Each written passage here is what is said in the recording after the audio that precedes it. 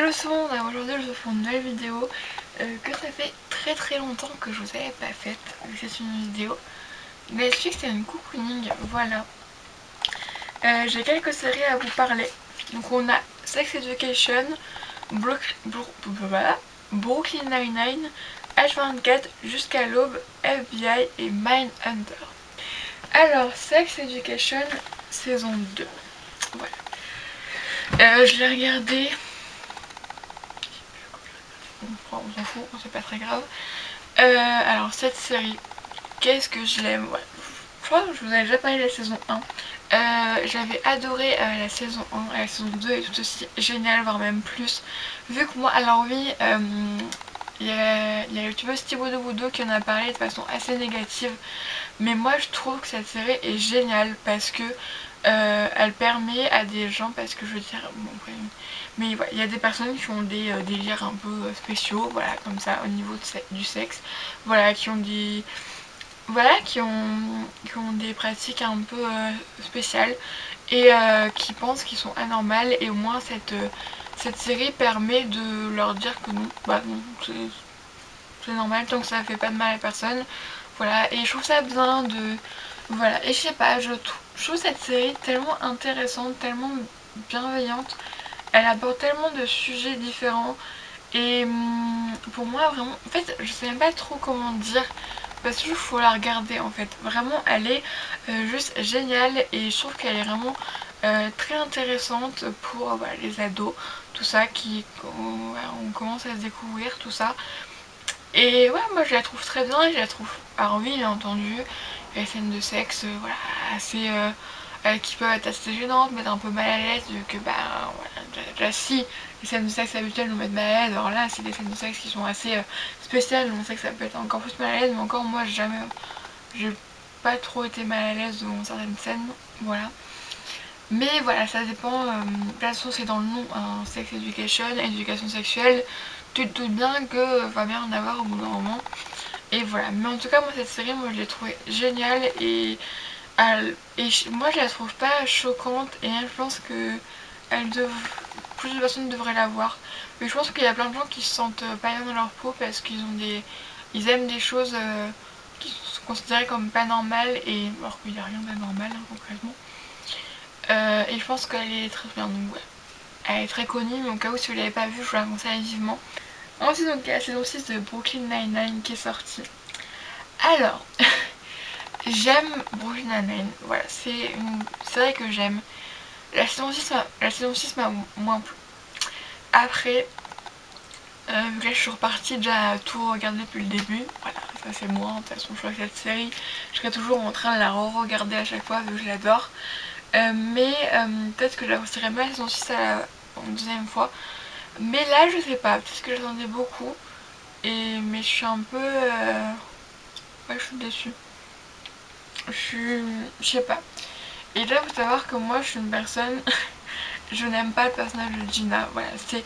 Je n'aime pas cette personne. Son côté excentrique peut plaire à certains, et moi, il me plaît pas. Voilà, concrètement, c'est comme ça. Hein, écoutez, il me plaît pas. Et là, elle est quand même mise un peu en avant. Et les épisodes sur elle m'ont un peu déplu, vu que pareil, c'est trop excentrique en fait, je trouve. Cette saison 6 m'a un peu déçue. Mais Brooklyn Nine-Nine, c'est une super série que je vous conseille de regarder si vous voulez juste à vous poser, rigoler un bon coup. Sans les épisodes, ils font 20 minutes. Donc concrètement, la saison a passé hyper vite, et vraiment, c'est génial. Ensuite, alors, non, pas H24, pardon. H24 saison 1, donc c'est une série qui a été diffusée sur TF1. Ouais, courant janvier, oui. Donc oui, oui. Ouais, fin janvier, début février, quoi. Et alors, c'est une série française qui se passe à l'hôpital. Il faut savoir qu'au départ, j'ai eu du mal à m'y faire. Vu qu'il y a 7 épisodes, ouais. Les 4 premiers épisodes, ouais. Les 4-5 premiers épisodes, j'ai eu un peu de mal à m'y mettre dedans. Et il y a, comme je l'ai dit à ma mère, vu qu'on l'a regardé ensemble, en fait, c'est les 2 derniers épisodes qui m'ont le plus hypé, et j'avais envie de voir la suite, j'avais envie de continuer en fait, j'avais envie de retrouver ces personnages là, et paf, c'est fini quoi. Et ça, je déteste les séries comme ça qui au départ c'est un peu... Et d'un coup ça devient hyper intéressant et tu dis ah bah c'est fini quoi. Et il y aura sûrement pas de saison 2 où ça a peu trop de succès parce que je crois qu'il y a plein de gens qui se sont arrêtés aux 2 premiers épisodes quoi. Alors c'est une série française euh, donc dans les urgences. Je trouve que des fois c'est un peu trop. Il y a... Je trouve qu'il y a beaucoup d'exagération. Il y a beaucoup de choses qui ne me semblent pas possibles, voilà, dans les vraies urgences. Puis là on peut pas dire que aux États-Unis c'est que c'est différent, parce que je pense qu'en France ça va pas être comme ça. Après je ne côtoie pas de gens qui travaillent aux urgences, mais ça m'étonnerait que ce soit comme ça. Et voilà, c'est ça que j'ai trouvé qu'elle manquait un peu de comment dire, de respect de la de la réalité quoi. Mais ça se fait regarder. La série est bien, mais si vous n'avez pas vraiment trop envie de la regarder, ne la regardez pas, ça vous n'allez pas non plus rater grand chose quoi. On se donc jusqu'à l'aube saison 1. Donc alors c'est une série, c'est pas vraiment une série ou une reporte un document. En fait je sais pas comment on peut définir cette chose. Donc dans chaque épisode, vu qu'il y en a 8, c'est 3 humoristes français qui sont mis dans un endroit hanté en France. Hanté. Et qui vont passer la nuit et ils vont faire différentes missions. Et ça va durer jusqu'à l'aube. Et celui-là qui est le plus peureux et doit rester enfermé dans la maison où vit la pire des missions la nuit. On va dire une série, on va pas se... Voilà. C'est une série qui fait passer le temps. Franchement, il y a une après-midi où j'ai regardé 5 épisodes, voilà, que je savais pas quoi faire et voilà, je vais enchaîner, ça passe plutôt bien. C'est assez drôle, voilà. Après, on voit très bien que tout est scénarisé. Voilà, je veux dire, il n'y a aucun vrai phénomène paranormal. Vraiment, voilà, c'est...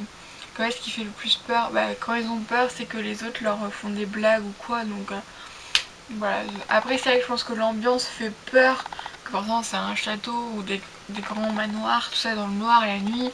Voilà, forcément c'est pas non plus très rassurant, même en temps normal, voilà. Mais voilà, ça laisse passer le temps, c'est assez sympa. Après, c'est pas le truc de l'année, mais c'est vrai que c'est assez cool. En plus, voilà, il y a des youtubeurs comme Fly Carlito, donc c'est des gens qu'on connaît à peu près, donc c'est toujours cool. Même toujours cool de les retrouver, mais voilà, c'est tout. Ensuite, donc, FBI saison 1. Donc, c'est une série qui est passée sur M6. Elle a duré quand même un petit bout de temps. Ouais. Je vais pas vous dire quand elle a commencé, mais en tout cas, maintenant c'est fini. Alors, cette série, j'ai eu un coup de cœur très vite. Mais au fil de la saison, mon coup de cœur c'est un peu descendu. Donc comme j'ai dit, ce sont des agents du FBI et après aussi c'est encore des agents du FBI, dis donc c'est vraiment un sujet assez récurrent dans les séries. Et donc ils vont élucider des affaires, voilà, donc des affaires souvent d'État, sur des gens assez influents, tout ça, voilà, un peu ce que fait le FBI quoi. Mais là c'est plus de l'enquête quoi. Alors un coup de cœur très rapide, vraiment une série qui m'a très vite hypée. Mais il y a eu un épisode où c'était une autre équipe que FBI, donc c'est FBI mais un autre truc, qui va laisser amener un crossover, ou je sais pas comment on dit, quand une série... En fait c'est la même série mais c'est le même type. Par exemple, c'est comme les experts, où il y a Manhattan, où il y a Miami, voilà, sauf que là ce serait autre chose. Et à ce moment-là, moi ça a coupé. Mais cet épisode-là, je l'ai détesté, vraiment, parce que cette équipe-là, je n'ai pas aimé. Beaucoup trop bourrine. Mais cet épisode-là m'a... Vraiment, ça m'a fait décrocher et après j'ai eu beaucoup de mal à revenir dessus. Et voilà, vraiment, je regarderai si y a une saison 2. Et ensuite, pour finir, Mindhunter saison 2. Alors, saison 1, pardon, qu'on est en train de regarder la saison 2. Cette série, j'ai eu un peu mal au début, mais là je suis à fond dedans. Vraiment, donc en fait nous sommes dans l'année 70 ou 80. un des deux, je sais plus, un des deux. Et bon, en tout cas, voilà, il y a quand même assez longtemps. Et c'est là où les premiers profilers apparaissent. Et donc, c'est une équipe donc, avec 2 agents du FBI qui vont aller interroger des tueurs en série, même si à ce moment-là, au départ, on parle pas de tueurs en série, vu que c'était pas du tout connu, parce qu'à ce moment-là, on pensait pas... voilà, il n'y avait pas vraiment de terme pour ça. C'est assez drôle parce que, assez drôle non, parce qu'au départ ils parlent de tueurs en séquence, tout ça, et à un moment il y a le moment où un des acteurs, donc Bill, oui, Bill dit le mot tueur en série, et je sais pas pourquoi, mais ça m'a foutu un peu les frissons quoi, parce que se dire que, genre, montrer cette découverte de parce que c'est inspiré d'histoires vraies, vu que les criminels qu'il y a dedans ce sont des vrais criminels, bon c'est pas les vrais mais les acteurs mais sont tellement bien choisis, vu qu'il y a une ressemblance mais elle est juste folle. Et bon, je pense qu'il y a aussi un peu de maquillage tout ça, mais franchement je plains ces personnes là de ressembler autant à des fous comme ça, parce que vraiment c'est des fous hein, voilà. Et voilà, cette série est vraiment hyper prenante et je la trouve, voilà, c'est pas une série auquel j'y serais allée, mais vraiment j'adore. Vraiment j'adore, et j'aime beaucoup cette équipe de Bill et Holden, voilà, qui sont assez complémentaires on va dire. Et même voilà avec la femme, je ne sais plus son nom, que je n'aimais pas trop au début, mais là je commence un peu mieux à l'apprécier. Voilà, et voilà, la saison 1 est très cool. Vraiment parce que surtout oui, les entretiens plutôt, avec les tueurs en série qui sont juste tellement captivants, vraiment. T'es comme ça, genre. Et surtout moi, Ed Camper, voilà, celui qui joue Ed Camper. Déjà le mec Ed Camper, le vrai, voilà. Il dit voilà. Mais là l'acteur il fait peur en fait. T'as l'impression que t'as vraiment le vrai quoi. Et mais genre, et tu te dis quand même, toi, la fin de la saison 1, que quand tu vois le machin, quoi, le Ed Camper, c'était un mec qui faisait presque 2 mètres, qui faisait, je crois qu'ils ont dit, plus de 100 kilos, vraiment, il est imposant, quoi. Et il te fait peur, quoi. Donc, ouais, vraiment, Ed Camper, vraiment, pour moi, ça a été vraiment celui-là qui m'a le plus impressionné, vraiment. Et voilà. Du coup, vraiment, là, on regarde la saison 2, donc je vous en parlerai dans un autre Netflix Cocooning. Du coup, j'espère que ça vous aura plu. Moi, ça m'a plu vraiment de reparler de séries. Vraiment, c'est quelque chose qui m'avait manqué, mais c'est vrai que je regarde un peu moins, tout ça, et voilà. Et puis, je vous en ai filmé un il y a quelques temps, mais j'avais perdu le fichier, donc j'avais pas envie de le retourner, donc je vous avoue que, voilà, écoutez, ouais, c'est pas grave, il n'y avait pas grand chose. Mais voilà. Du coup, je vous fais d'énormes bisous et je vous dis à la prochaine fois, et passez de très bons moments dans vos séries. Bisous!